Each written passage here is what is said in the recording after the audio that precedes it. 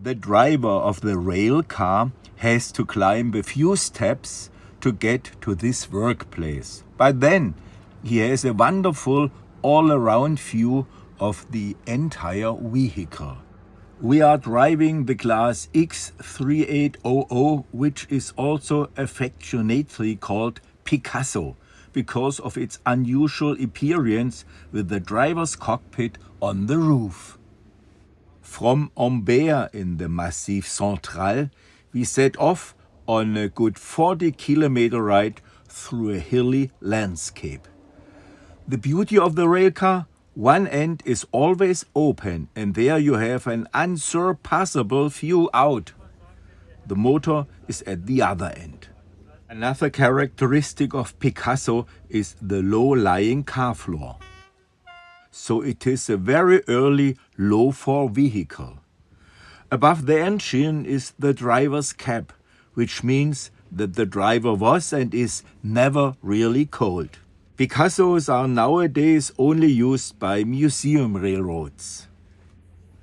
251 of these rail cars were built. 35 have survived, so such idyllic scenes are still possible today. Le Mastrou is the name of the museum railroad, pulled by a mallet locomotive built in 1903. It has to work very hard to get the 9 cars up the first incline. You can't miss it.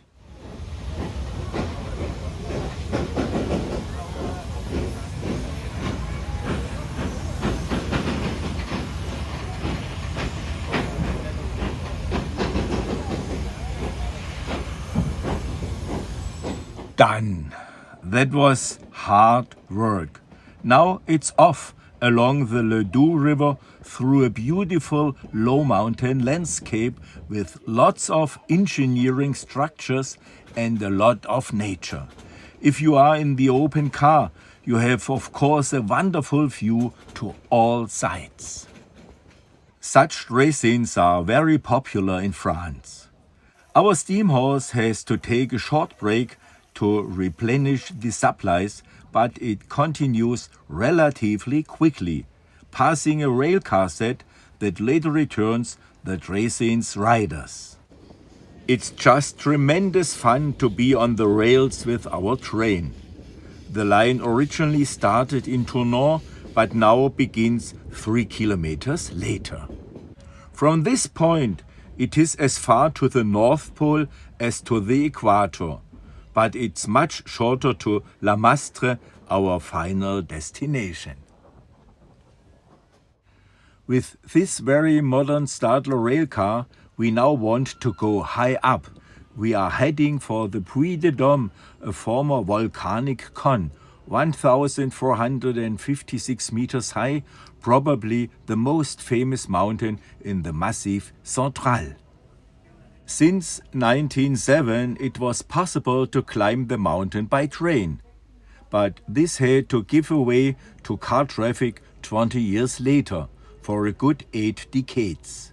Since 2012, for the sake of the environment, it has once again been possible to climb the mountain on 1,000mm wide tracks, with the passing place halfway up. You drive virtually once around the mountain and have a fantastic view. We were lucky with the weather. It was simply an experience, the 20-minute ride to the top. In the background, Clermont-Ferrand, whose local mountain we have now climbed, the Puy de Dôme. Really a quite extraordinary spot on Earth.